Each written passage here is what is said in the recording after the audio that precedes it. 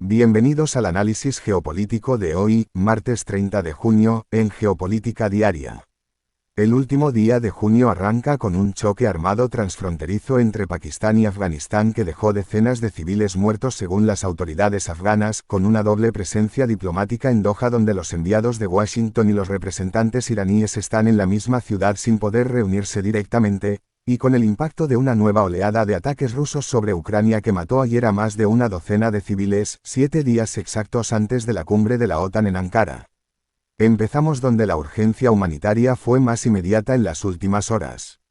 En la madrugada del domingo al lunes, fuerzas pakistaníes cruzaron la frontera y ejecutaron una operación terrestre y aérea sobre las provincias afganas de Paktia, Paktika y Kunar. El portavoz adjunto del gobierno talibán, Hamdullah Fitrad, describió una secuencia que comenzó cuando fuerzas pakistaníes alcanzaron una vivienda en el distrito de Chamkani, matando a un anciano y a un niño. Cuando los vecinos acudieron a rescatar a los heridos, la zona fue atacada de nuevo, causando según las fuentes afganas 28 muertos adicionales y 158 heridos. En Paktika murieron al menos 6 personas más, en su mayoría mujeres y niños. Las autoridades afganas cifran el total de bajas en más de 36 muertos y 160 heridos. La versión de Islamabad es opuesta. El ministro de Información Ataullah Tarar aseguró que sus fuerzas apuntaron exclusivamente a campamentos y escondites de los grupos armados Jamaat-ul-Ahrar y Fitna al-Yawari, y que las operaciones dieron muerte a 29 combatientes.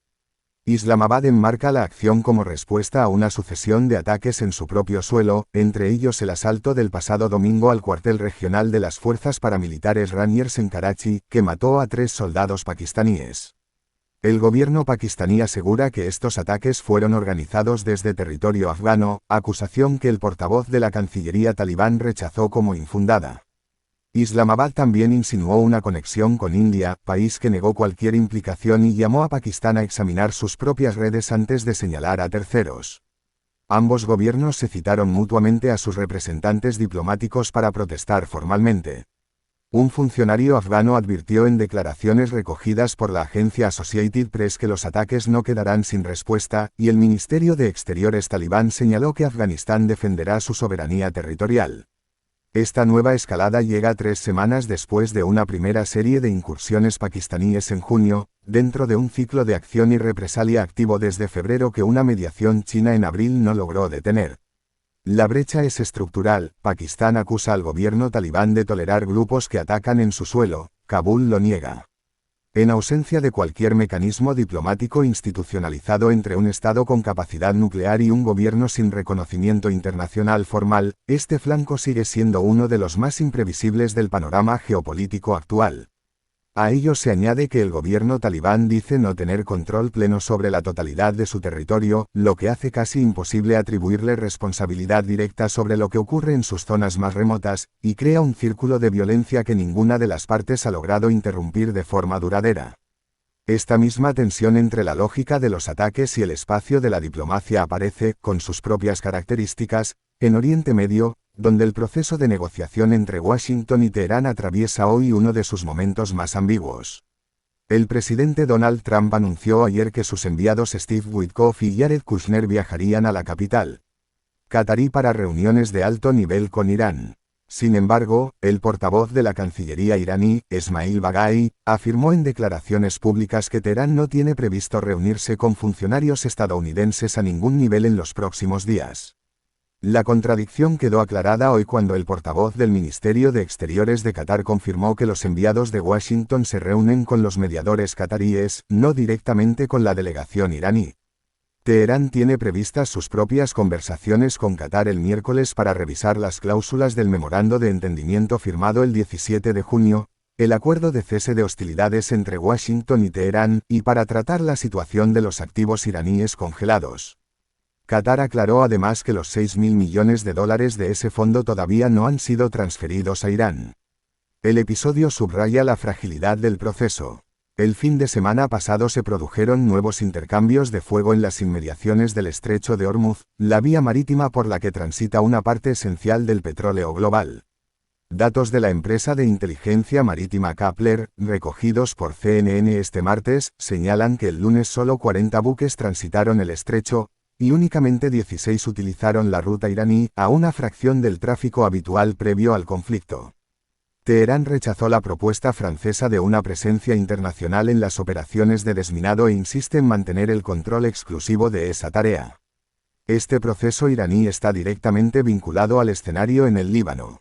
El pasado viernes 26 de junio, el secretario de Estado Marco Rubio anunció en Washington un acuerdo marco entre Israel y el Líbano, mediado por Estados Unidos, que prevé una retirada escalonada de las fuerzas israelíes del territorio libanés que controlan, condicionada a que el ejército libanés verifique el desmantelamiento de las capacidades armadas de Hezbolá. Desde que Hezbolá retomó sus ataques contra Israel el pasado 2 de marzo, en el contexto de la guerra iraní, han muerto más de 4.000 personas en el Líbano, según datos de Al Jazeera. El acuerdo marco, sin embargo, no fue firmado por Hezbolá. Su secretario general, Naim Qassem, lo declaró nulo e inválido, y el diputado Hassan Fadlallah lo calificó de concesiones unilaterales que dañan la soberanía libanesa. Las tropas israelíes permanecen en el sur del Líbano, y el pasado viernes, horas después del anuncio del acuerdo, 3 personas murieron en un ataque israelí en esa zona, según la Agencia Nacional de Noticias del Líbano. En Gaza, los ataques israelíes causaron, según el Ministerio de Salud local, al menos 4 muertos el pasado domingo. De Oriente Medio a Europa del Este, donde ayer lunes Rusia descargó una nueva oleada de misiles y drones sobre múltiples regiones de Ucrania. Un misil destruyó infraestructura en la ciudad de Dnipro, matando a 5 personas e hiriendo a 29, según la jefatura regional de Dnipropetrovsk. Un dron golpeó una furgoneta de pasajeros en Zaporizhia, matando a 3 personas e hiriendo a 6, entre ellas un niño. Otros civiles murieron en las regiones de Sumy y Kharkov. El total de muertos confirmados asciende a al menos 12 personas, según la agencia Associated Press. El presidente Volodymyr Zelensky los calificó de horrorosos y renovó su llamado a los aliados para que aceleren el desarrollo de sistemas de defensa antibalística propios, señalando que Europa debe ser tan activa como sea posible en ese ámbito. El momento estratégico en que se producen estos ataques no es neutro. En exactamente 7 días, el 7 de julio, arranca en Ankara la cumbre de la Organización del Tratado del Atlántico Norte, la OTAN. Los líderes de los 32 países miembros se reunirán con Trump entre ellos y con Zelensky como invitado. Esta misma semana, los jefes de gobierno de Alemania, Francia, Reino Unido, Italia y Polonia emitieron una declaración conjunta comprometiendo apoyo continuado a Ucrania e instando a la cumbre a producir compromisos verificables y no solo declaraciones. Según datos del grupo de análisis Deep State, en las últimas 4 semanas Rusia ganó apenas 12 millas cuadradas de territorio ucraniano, la mitad de lo avanzado en el periodo anterior, una señal de que los ataques de drones ucranianos sobre la logística rusa están pesando sobre la dinámica del conflicto. Este cierre de junio llega también marcado por la magnitud de la catástrofe en Venezuela. Según datos de las autoridades venezolanas recogidos hoy por la agencia France Press y Al Jazeera, el número de muertos confirmados por los terremotos del pasado miércoles 24 de junio ha alcanzado al menos 1.719 personas, con 5.034 heridos y decenas de miles de personas desaparecidas o sin localizar. Los 2 sismos, de magnitudes 7,2 y 7,5, ocurrieron en la costa norte del país con apenas 39 segundos de diferencia. La región de La Guaira y zonas de Caracas concentran los peores daños. Unos 30.000 trabajadores venezolanos de emergencias y 2.700 expertos internacionales trabajan en los rescates, pero el margen para encontrar sobrevivientes bajo los escombros se estrecha por horas. Expertos internacionales en catástrofes naturales advierten que las cifras actuales podrían ser una subestimación significativa, a medida que los equipos de rescate lleguen a zonas todavía inaccesibles. La tragedia se superpone a las dificultades económicas e institucionales previas del país, y organizaciones venezolanas de derechos humanos han pedido verificación independiente ante las discrepancias detectadas en los datos oficiales. El mapa de este último martes de junio refleja una paradoja que no cesa de repetirse: los marcos diplomáticos se edifican exactamente cuando las lógicas militares y humanitarias en el terreno los someten a su mayor presión. En Doha, las 2 partes de un acuerdo de cese de hostilidades y aprobado por el fuego del fin de semana negocian a través de intermediarios porque no pueden reunirse directamente. En Ankara, los aliados preparan compromisos de defensa de largo plazo mientras Rusia bombardea civiles ucranianos la semana previa a la cumbre. Y en la frontera afgano-pakistaní, el ciclo de ataques y represalias continúa al margen de cualquier mediación probada hasta ahora. La pregunta que deja este cierre de junio es cuál de estos marcos, el de Doha, el de Ankara, el del acuerdo entre Israel y el Líbano, sobrevivirá el mes de julio sin haber sido desbordado por lo que ocurra en el terreno. La respuesta empezará a escribirse la próxima semana. Gracias por acompañarnos en Geopolítica Diaria.